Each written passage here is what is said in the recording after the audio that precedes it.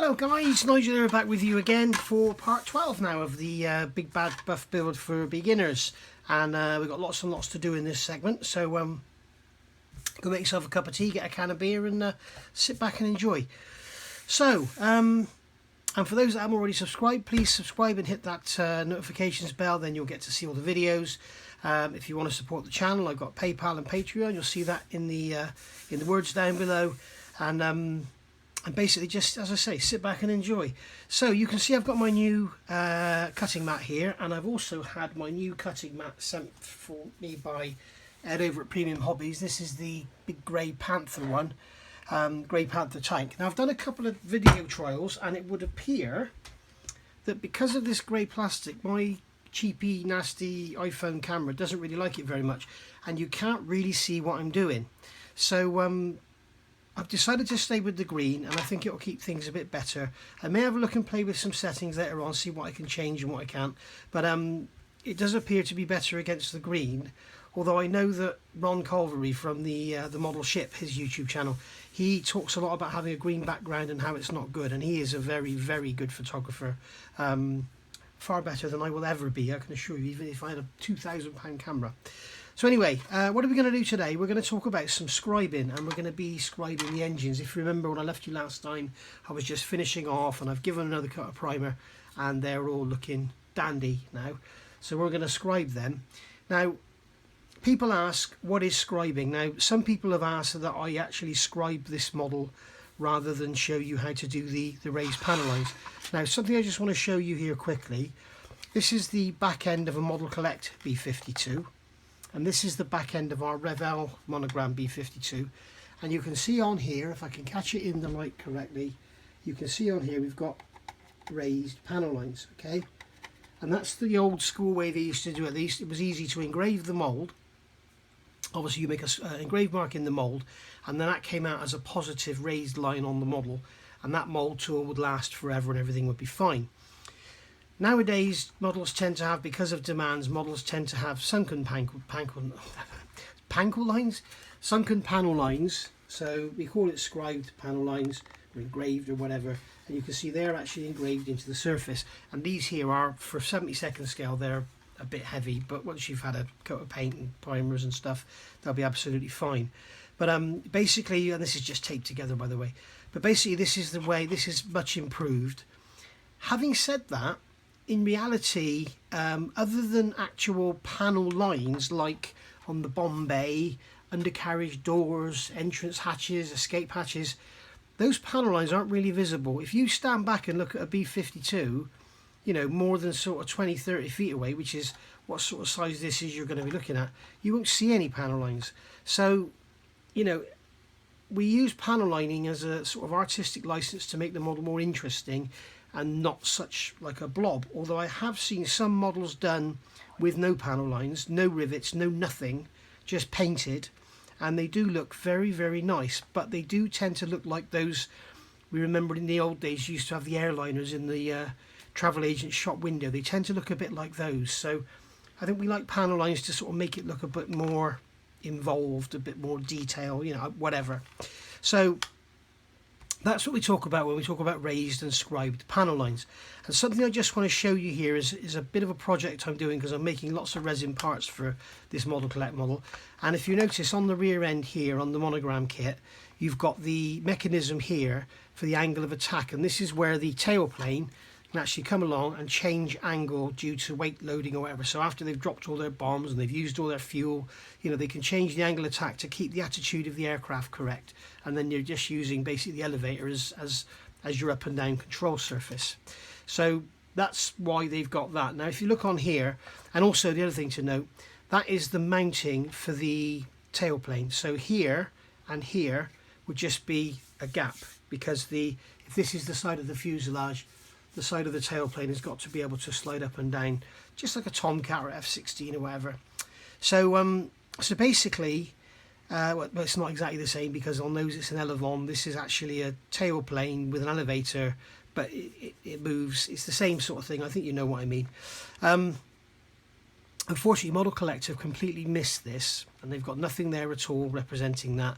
And also they've got a raised area here, so that when you put your tail plane in, you actually go in there, you do your filler and everything, and it looks like it's all solid, when in fact it's actually not. It's actually separate. So when you look at the old monogram kit, it is far nicer for accuracy because you actually get that line of separation. So we won't be going in there with filler and stuff, we'll just leave that.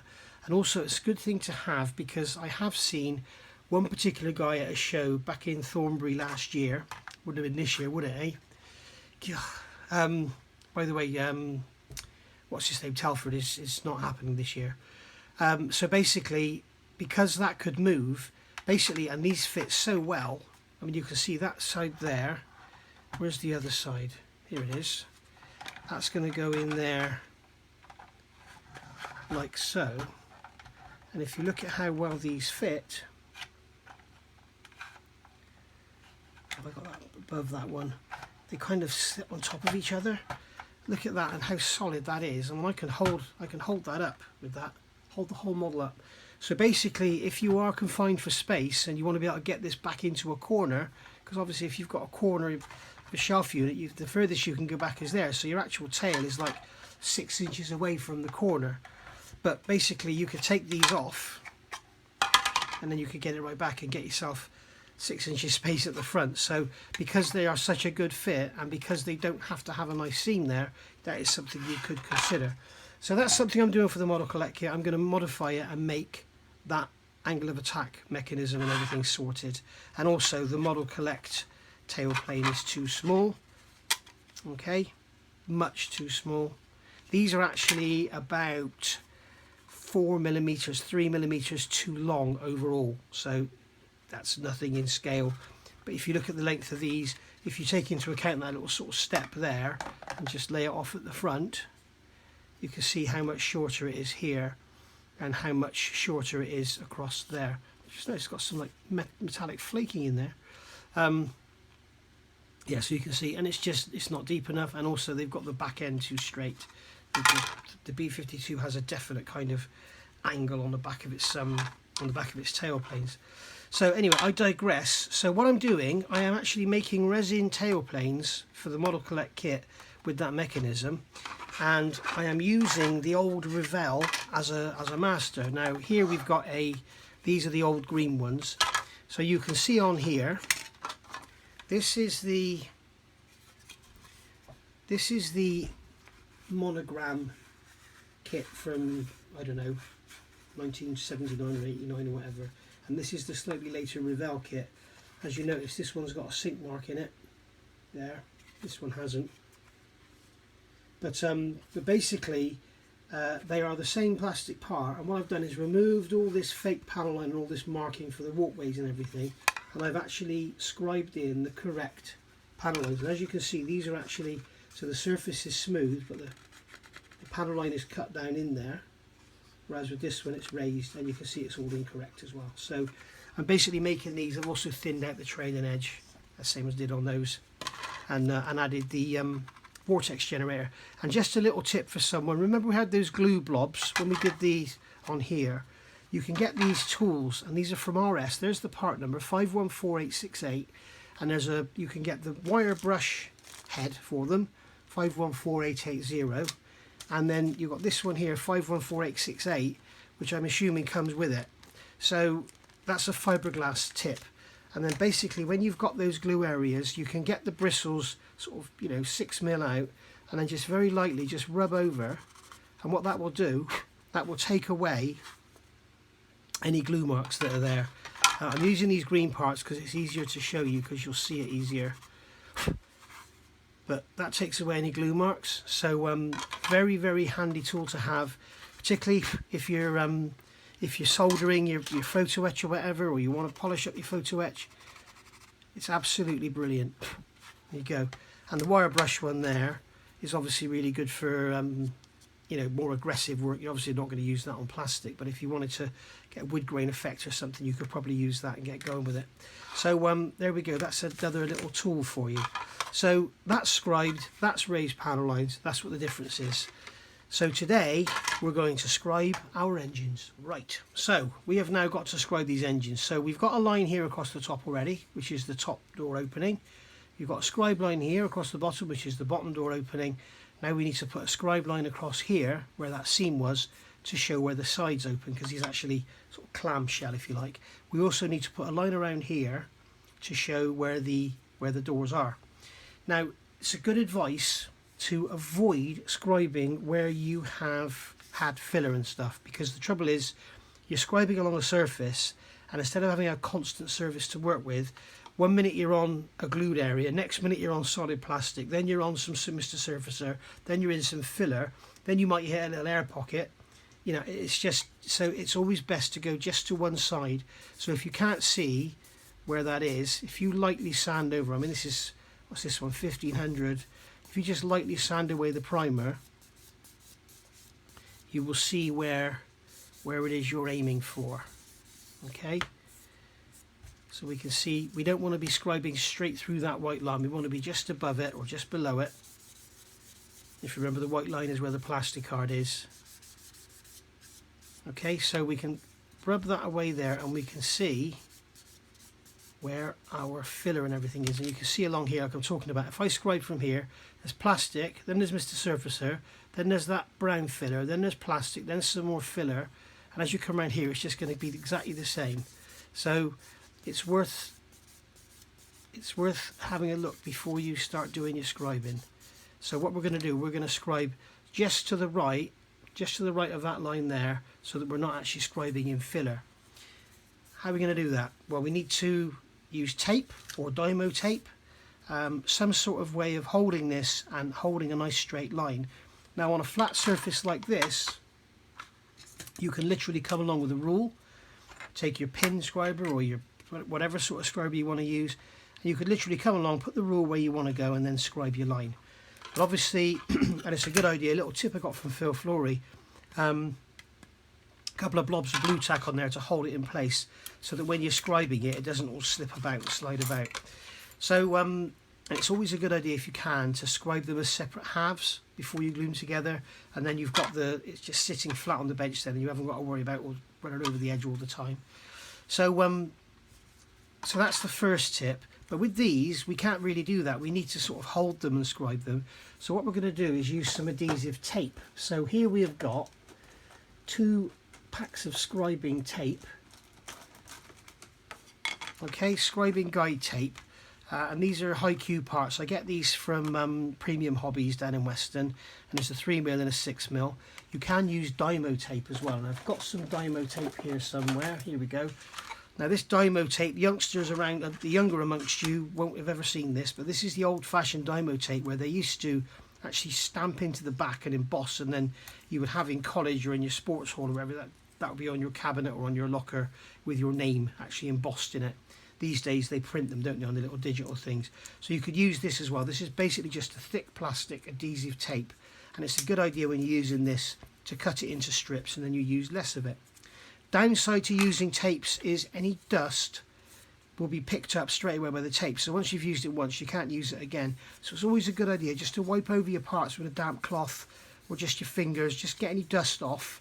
And also if you're doing something like this green plastic, a lot of the times what you can do is just very lightly sand it, and where the raised panel lines, it will show up like a sore thumb, and then you can follow them. But like with this, the panel lines are fictitious, so I just sanded them off. But where you're doing any sanding, it's best to clean it all off, get the dust out. Otherwise you'll put your Dymo tape down, you do one scribe, and then you've got to throw the tape away. And you can imagine for something like this you're going to be using a lot of tape. So so basically the best thing to do is just get in there and have a go. Now if you do go wrong, all you've got to do is put a bit of Mr. Super Glue in there.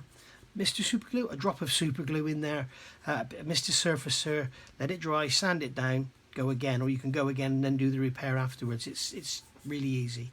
So so how are we going to go around there? Now, one of the problems here is the same with noses of aircraft, is you've got basically a curve. So wrapping a straight line around there is going to be extremely difficult, because the tape's going to want to go off like that. It doesn't want to stay straight, and then the edge of it will lift up. So basically you would have to have the tape on that side of where you're going to scribe, otherwise the tape will just lift up. So the edge that's lifted up is not what you're going to be scribing against. So rather than just talk about it, let me show you what I mean. Let me cut a piece of this off. Sorry, I want the 3mm, not the 6mm. I haven't used that 6mm yet. So let me just get a piece of this off, and I can show you exactly what I mean. I think I need to get a new blade. If I try and push this tape around here, you see around the top, if I try and stay to the original filler line, around the top it's not so bad. But when we get down to the bottom under here, it doesn't want to stay on the line, it wants to go that way. So you can see that this edge, and you can see here what I'm talking about, that sanding dust is stuck to the tape, and the tape has now got no adhesion whatsoever. It won't stick to anything.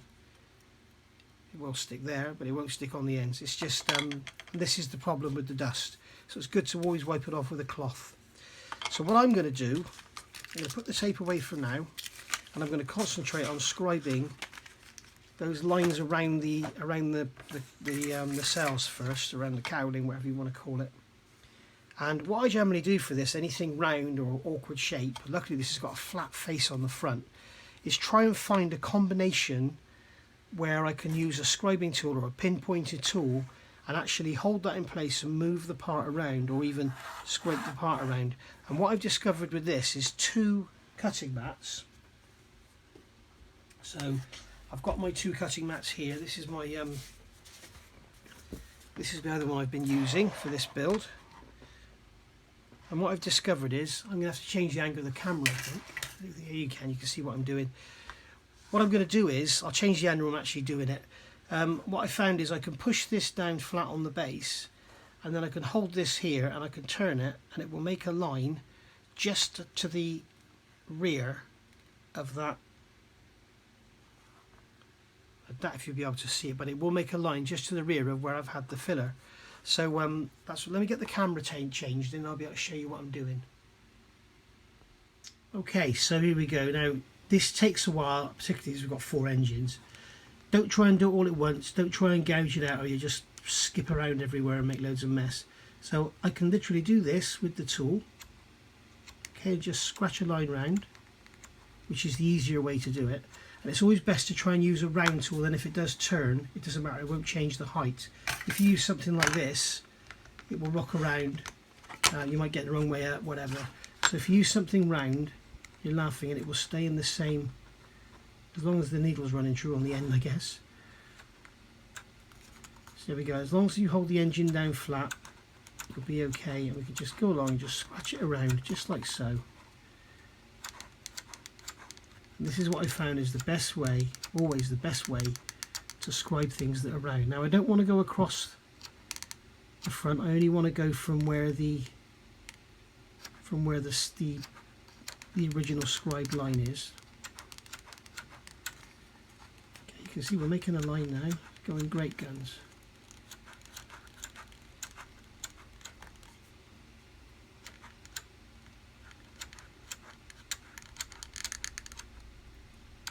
Like I say, don't worry if you go wrong. We can go in there, we can feel that scribe line, and we can go in there again.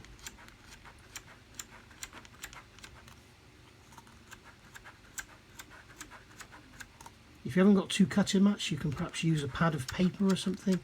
But you want something decent size. You don't want something that's like 2 inches square, because then your scribing tool will be rocking around all over the place. It wants to be something flat.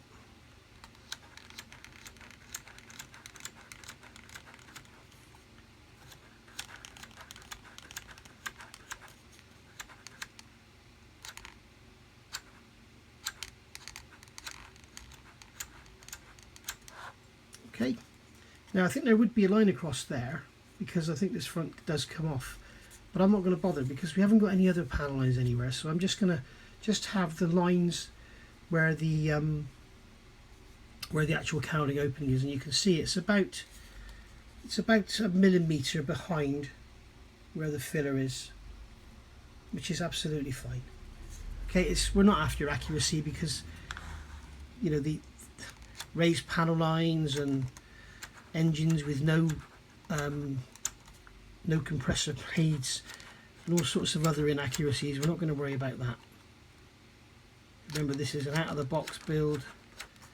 We're not going for major improvements. We just want to try and give us something on the engines so they're not just a smooth surface.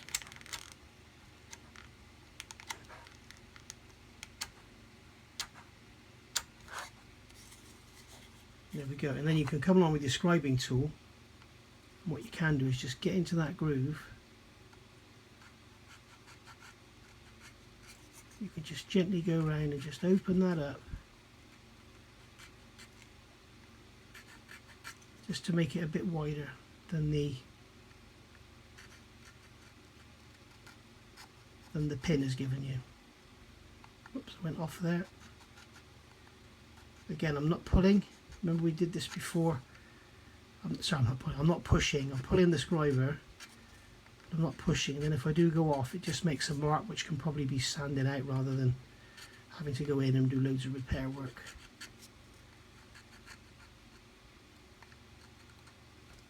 You can see there, I think I slid off into the filler.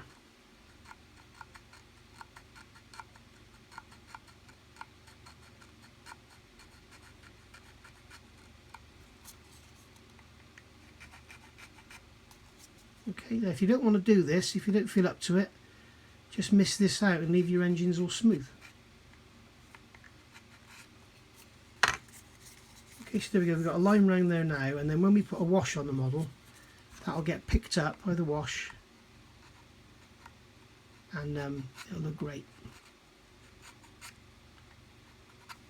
Okay, so I'm going to put the camera back to normal place and then we'll do the rest. Okay, so we're back to normal now. I've got my 3mm scribing tape here, got my scribing tool, got my rule and my tape, the engine, some paper. Don't need that one for this. And now what I'm going to do is just a piece of paper towel. I'm just going to wet it with plain water, okay, and then wipe over this just to remove any of the dust that's on there and just try and make our tape last a bit longer. Any of the dust that's in there from the sanding or whatever will just destroy our tape in seconds, as you saw earlier. So there we go, get that off of there. So now we can take a piece of tape. Now I've already measured the engine and it's about 54mm long, so we'll get a piece of tape, say 60mm long. Now this stuff seems to stick beautifully to itself, but it doesn't seem to want to stick very well to anything else.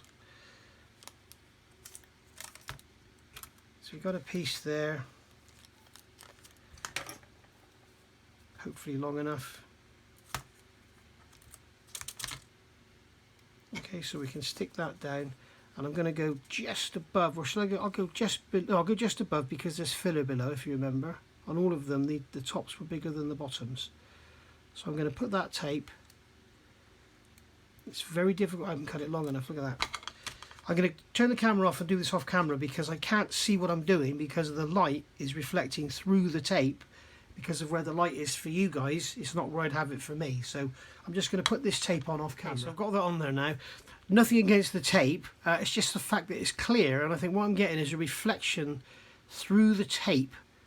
But there's also a shadow, and when I see the shadow through the tape, obviously, like, you get that change of angle where you, I can't remember what you call it now, where it goes through the, like it goes through a clear and it changes its perception. So anyway, that's on there now, and I don't know if you can see that. I'm not sure you can because of the light, but it's about 0.5 millimetre above that white line, which is where we put our plastic cards. So always start from the end where your panel line is and then run off. So I can basically come into here, look, push the scriber forward, and then I can just gently pull back like that.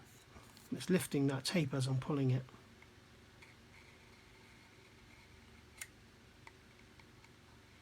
Okay, same again, push it forward, pull it back. That's all we're doing, is just gently making a groove.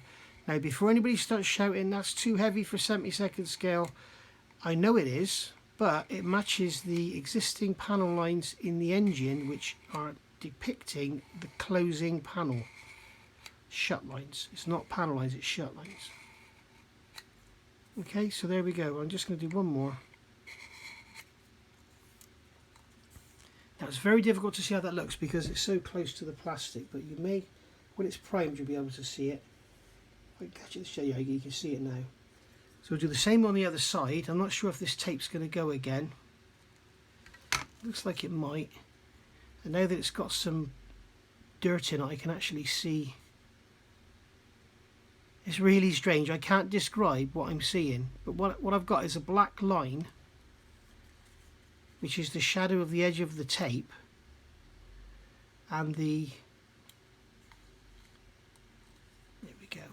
It doesn't need to be precise anyway, it just needs to be representative of a line. So start from that end and we'll pull back. Oops, I went off there.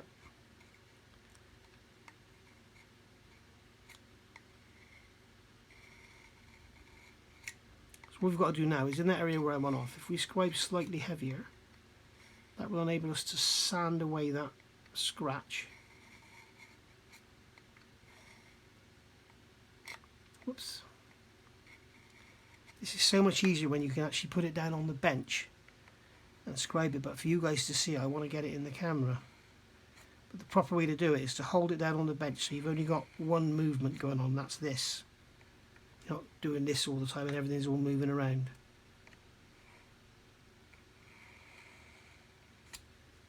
I think we'll just do one more on there.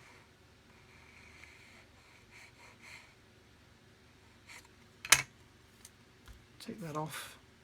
And now I can come along with my sander, and where I slid off, just sand that away, gone.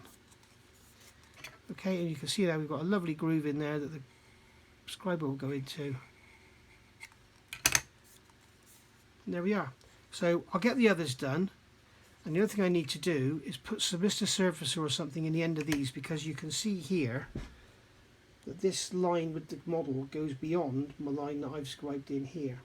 Okay, so basically going to just put some, so it looks more like that one, put something in there, Mr. Surfacer or something, drop a super glue, and then just clean up that corner. Alright, so I'll get that done, and then I will come back and we will do something else. So like I say, it's so much easier to do this if you hold it down on the bench. Just go around like that. There we go. And then around like this.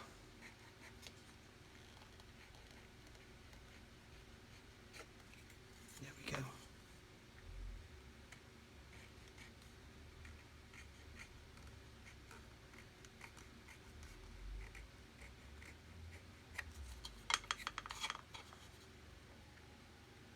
As I say, with a corner, always start in the corner and pull back from yourself if you can.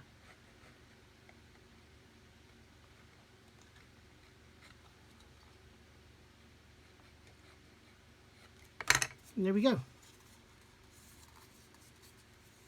That's our engine lines all scribed in. And you won't see them until we prime it, and then they'll stick out like a sore thumb then. And then when all the camouflage is on and we put a wash in there, they'll look absolutely great. That tape, by the way, is still sticky, but I can't see that it's any better than Dymo Tape, to be honest, but it is more readily available. Dymo Tape is not so easy to get these days, as far as I know. So I will show you another one with Dymo Tape once I've done the scribing around the cowlings, and we'll go from there. Okay, I've scribed all around the fronts now, so we'll get our Dymo Tape. Now, obviously, as you can see, I've got disgusting fingernails, and it's impossible for me to peel tape off my fingers, so I have to use a knife. Sorry about that. I have tried on numerous occasions to stop biting my nails, and every time I fail. So I've given up trying. And what I've realised is they grow and grow, and all of a sudden I'll wake up one morning and I've bitten them the night before, and I don't even recall doing it. I'm not aware of doing it. But anyway, put the Dymo Tape on. As you can see, it's a lot easier to see where we're going with this. And I have cleaned them off with water. And we've got our tape on there now, so it's above the, let's get it more parallel.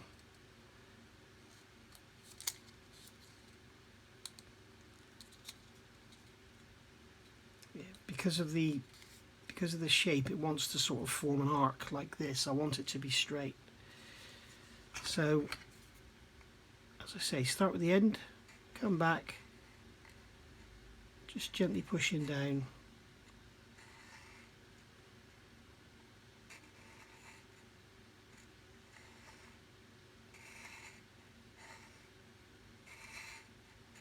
just like so. As I say, it's a lot easier to do it when you're if you put it on the bench rather than have it flapping around in the air. It makes it a lot more controlled. You get a far steadier movement.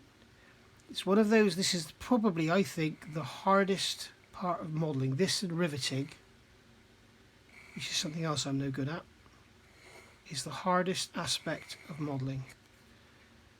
We put our tape off and we've got our scribe line. Now, can we use this tape again? I'm not sure if it's going to be tacky enough.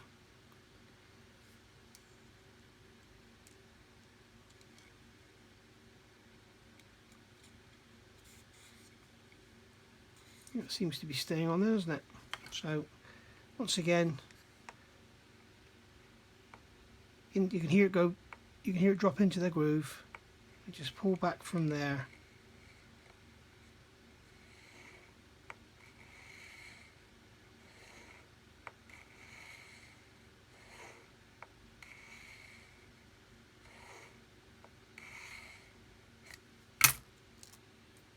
There we go. There's our line on that one. So, and then if you want to, you can just, if you want to open up a bit more, you can just use your scribing tool just to chase it out like that. Do the same on the other side.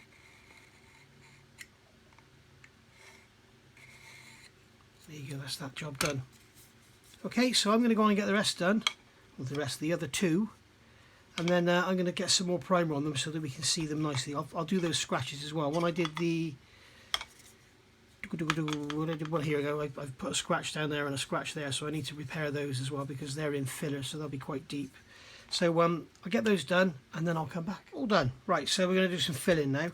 Now I've got this is a great idea for super glue. Lid off of Pringles. Okay, put a drop of super glue on there and then you can use it, and then when you've finished you can put it to one side. A lot of people put a piece of masking tape down on their bench, put some super glue and then they drop the part onto it, or they lean in it, get it on their arm, whatever. Put it on a Pringles lid like that. The other thing you can do apparently is put it on a wax candle and it never dries. I find that hard to believe, but apparently it maybe never dries, it maybe just lasts a lot longer. So all I want to do is, if you look at this area here, you can see the line that's going here from left to right is quite, it's longer than I scribed. So I'm just going to come in with the super glue. Remember, super glue shrinks. I'm just going to put a drop in there like that on the end, okay, and then the same here.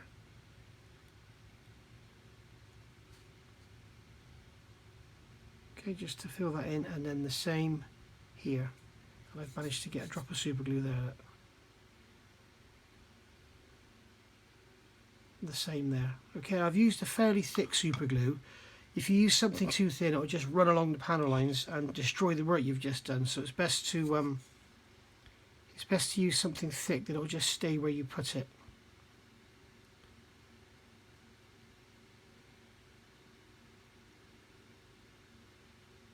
There we go.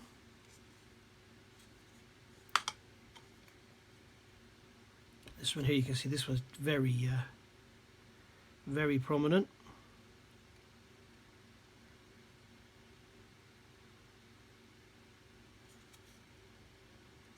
If you notice, we haven't fitted the pylons yet. It makes it all easier to hold. Right, so we've got some filler work to do there, and I'm just going to put some here. And then what we'll do is, when we sand this, we'll just sand over with a hard stick. And the tops are fine, we don't need to put anything in there. That's all good. So that's them all done. Just check around again. Just check the size, there's no scratches there. Nothing there.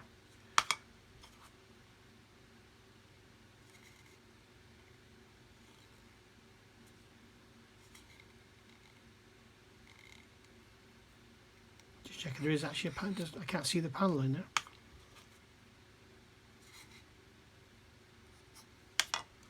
I've just noticed on this one, you can see here the line goes off. You can just see along there it goes off, and that is engine number 4, so that's going to be inboard, so I'm not going to worry about it. Okay, now normally if you wanted to repair that, you would basically fill that area in and then scribe it again, but what's obviously happened there, we've gone too close to the white plastic and it's just run into the soft area where the glue is while I was scribing along. and once it does it once, it'll just keep following that line. So that's what's happened there. But I'm happy with that.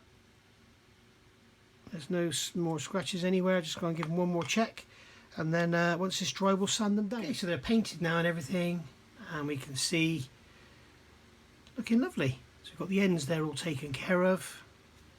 Same on the tops, nice sharp corners. And we can see we've got a nice sharp line down the sides. And that's what we're looking for. And that's it. That's those done. So now what we need to do is work on fitting the pylons, and there's going to be yet more filling and stuff, but it should be a lot easier than doing all this, because this was a bit of a mess. If you remember, we had the top was bigger than the bottom. We had them too small. We had to space them out. We had loads of sinkage all around here. So basically, all in all, probably the worst part of the kit now handled and dealt with. So if you've got this far and you've done some scribing, then well done. And if you paint it and you find it doesn't look right, just dab some super glue in there. I mean, there's super glue in the ends of these. You can see I've got a scratch there, which I'm going to have to deal with. Might be able to sand that out. You can see that mark there on my finger. So if I can't sand it out, I'll just put a dab of super glue or a drop of Mr. Surfacer and then sand it then. But I'll leave that until we're actually working on the pylons. There's no point in getting the Mr. Surfacer out just for that. And I did also notice there's one where there's a double line on the side, so I'll deal with that as well. So there we go. So that's all about scribing. So we'll let those go off now. So a few seconds for you, probably overnight for me, and then we'll work on the pylons. Okay, we're back. So now we've got to look at the fitting of the pylons. Now, if you remember, we've already in part 11, was it? This is 12, isn't it? I think.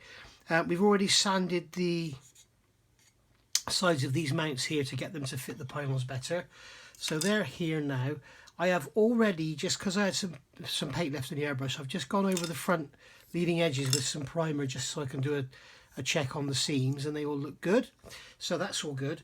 Now, if you remember when we built the pylons, I put a scribed mark. I just went in here with a knife and I basically just took out a little chunk of plastic, 1, 2, 3, 4. So I know that that's one, because the pylons are all different. And you do not want to get them mixed up. The part numbers are actually marked inside them. I don't know if you can see the part numbers once you've assembled them. No, you can't. So it's a good idea to mark them, because they are individually marked and they are all different. So this one is number 4. So that one's going to go there. This one is number 3. So this one's going to be number 2. Confusing thing is if you've got 2 marked at number 2 and you think, oh my God, what have I done? So you can see that these are 1 and 4, they're more slender in this direction. 2 and 3 are fatter. But you can also see we've got a there's like an angle in the wing mount, so they are actually different.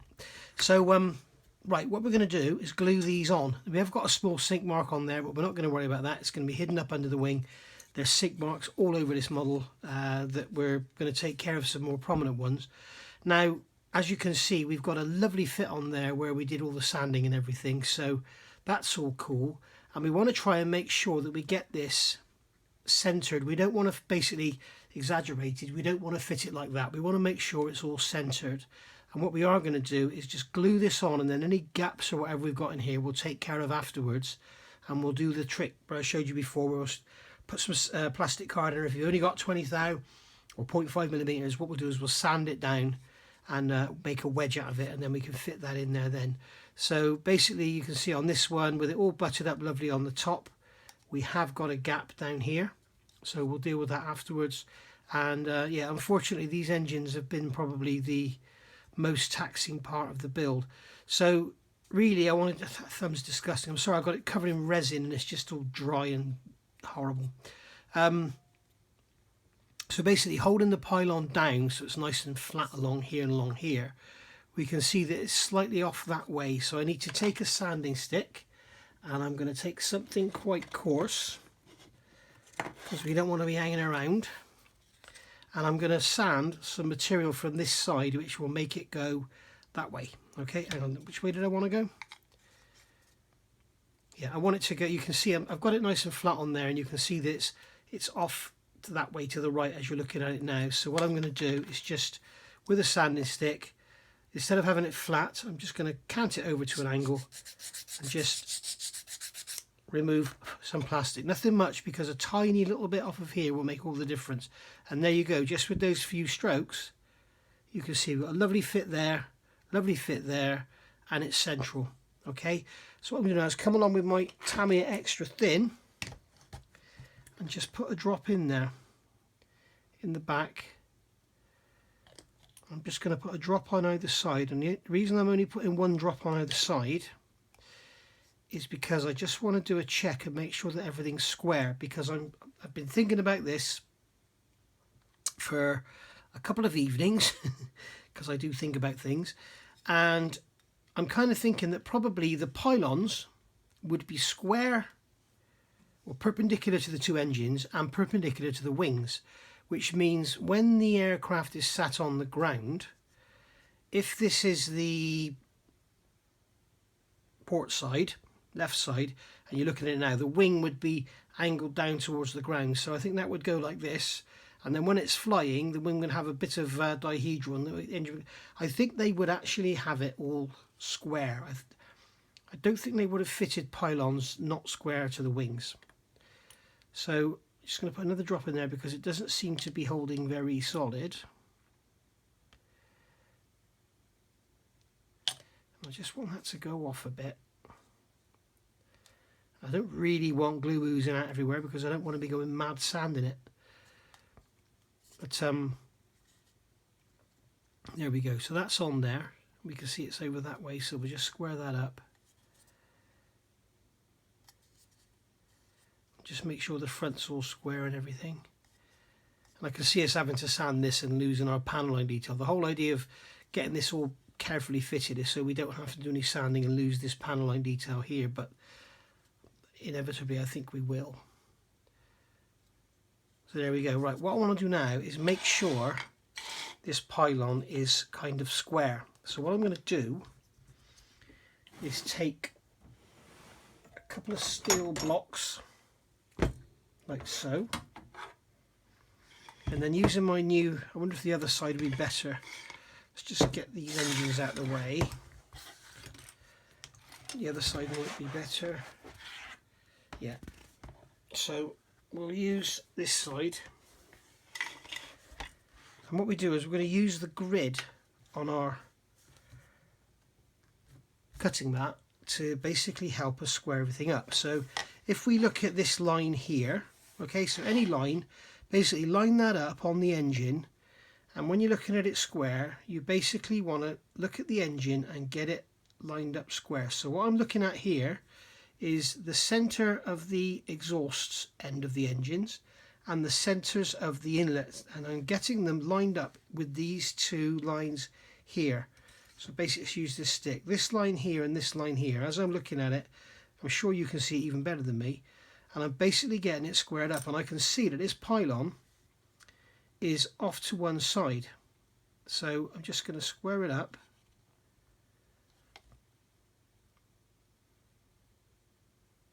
Like so. So if I square that pylon up to the center line and then see how the engines look, I can see that the engine is actually canted this way. So this one was number 1, yeah?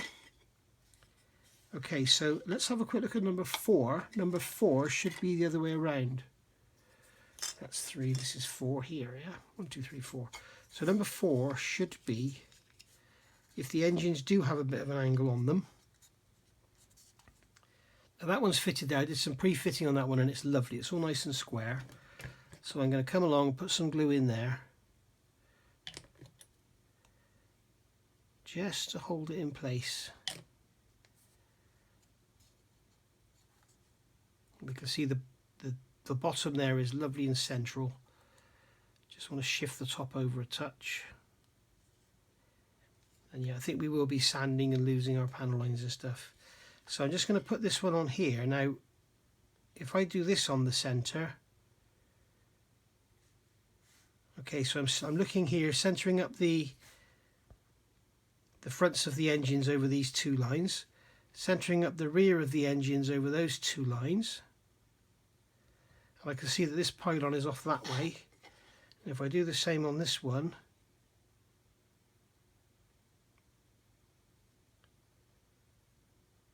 again this pylon is off that way, so we're obviously going to have to do a bit of pulling and poking and getting everything squared up. They're not very far out, but I would rather have them better. But if I pull the background to get everything perfectly square, I'll just show you roughly what's going to happen.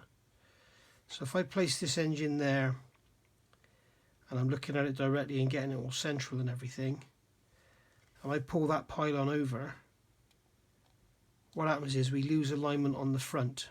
So there's two options you got. If you remember, I only glued them at the back. That was in case I wanted to take them off. What we can do is bend the pylons. Okay, so we could actually just bend them like so. All right, and if we need to, we could take them off.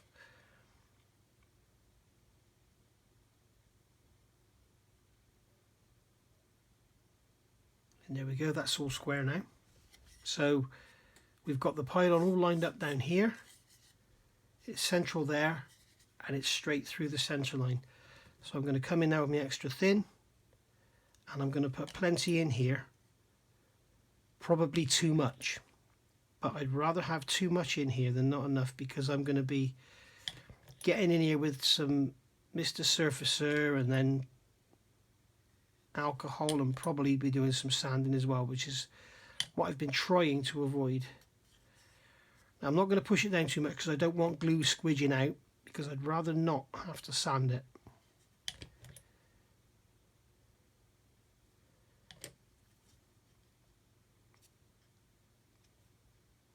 So yeah, I think sanding is going to be unavoidable. I'll just do this check once more. Okay, well, if you're wondering why I got the steel blocks out, what I was going to do was centre the engine up in the steel blocks, get the steel blocks square on the cutting mat, get them equal about the centre, and then look at the pylon. But the trouble is the sides of the engines aren't straight, so that won't work. Because the sides of the engines taper in here, obviously the steel blocks, it could be like that within the steel blocks. So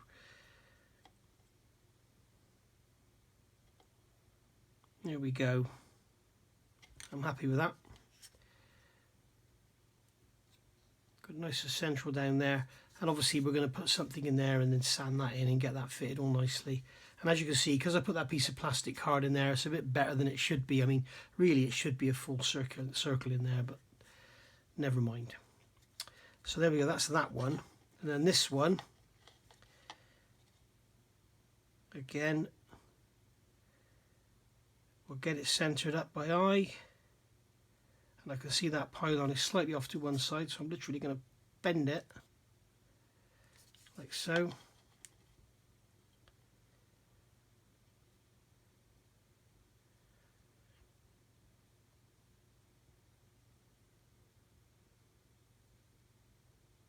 Yeah, nice and central. So get some extra thin and plonk it down in there. Somebody asked me in part 10, was it, could we use the Edard engine set for the G on this to improve things? And my answer to that is yes. I think I did mention it, didn't I, in the last part? But my answer to that is yes, I think we could. Obviously for this build it's out of the box, so I'm not going to do it. But the engines are basically, I think, you know, kind of the same. So I think you could get away with it. But you would have to do some surgery to make it all fit, because you'd have to kind of sand away the back of these cowlings, so you leave the stator vanes on the front and then put the compressor blades in behind, and at the back end they don't really give you any cones or anything. All they do is give you turbines and just blades, and you have to make the rest yourself. So you could enhance the front, I think, but probably not the back. It would involve some scratch building. But then if you did buy the Edard set, you would have some spares in your box for future kits.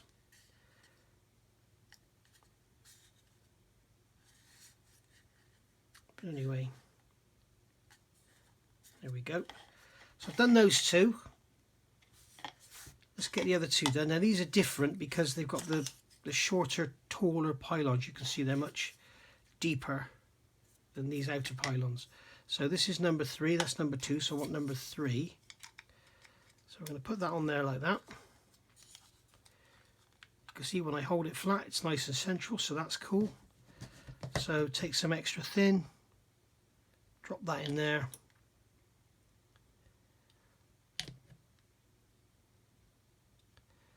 Plenty in there.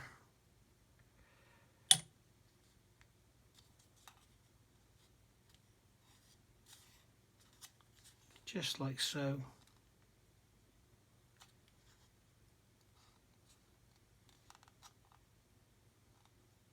Get it nice and central underneath, like so. And I've been a bit too quick with the glue there. I should have sanded it. There we go. I was thinking I should have sanded it, but just do the same again. Let's just check, get the centre line of the engine lined up. Looking at the exhaust cones, and once again the pylon is off to that side. So I'm going to bend it over.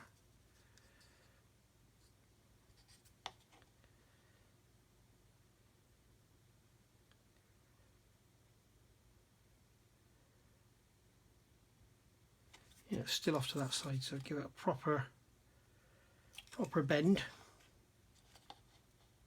May have to give it a bend after it's all built up. But I mean, the sort of angle we're talking here is next to nothing, and the fit of these in the wings is very sloppy anyway, so whatever happens we can sort it out.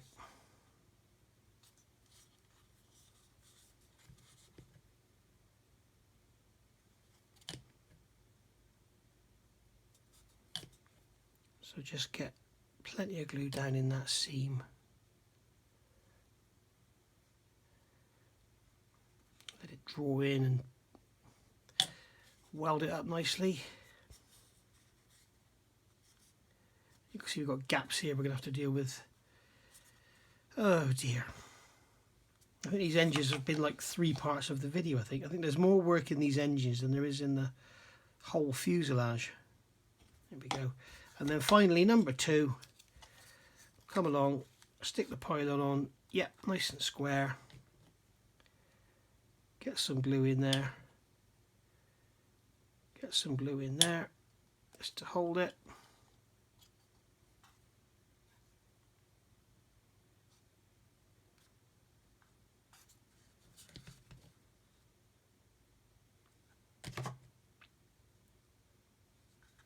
There we go, flood some in there.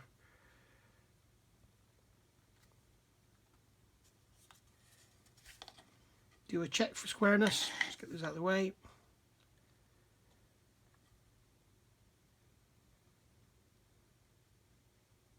That one's pretty good. So there we are.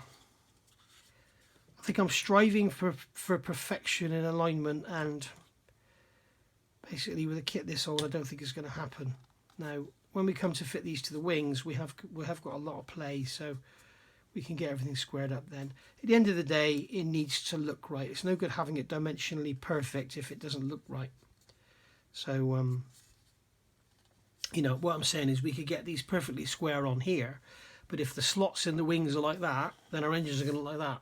So we want the engines to be facing forward. So basically, you know, getting these pylons all perfectly square and everything now is just a waste of time. But having said that, whenever you're building a model, whatever it is, whether it be a car, truck, bus, whatever, if you build every part and keep it square and straight and lined up and everything to the best of your ability, then you can't go far wrong. And then at the end of the day, if things all do go wrong and things don't fit and it doesn't match up, then at least you know you tried your best. Whereas if you just threw it together and it did look right, then you've got no excuse other than your own laziness, basically. So there we go. That's those done. That's the pylons on, engines all sanded, filled, scribed, the lot. So I think we've done quite a little bit of work in this video, although it's only on the engines, but we've got them. We've done some scribing. I've showed you about scribing tapes and using Dymo Tape. We've looked at filling scratches after you've messed up with your scriber, which I do all the time.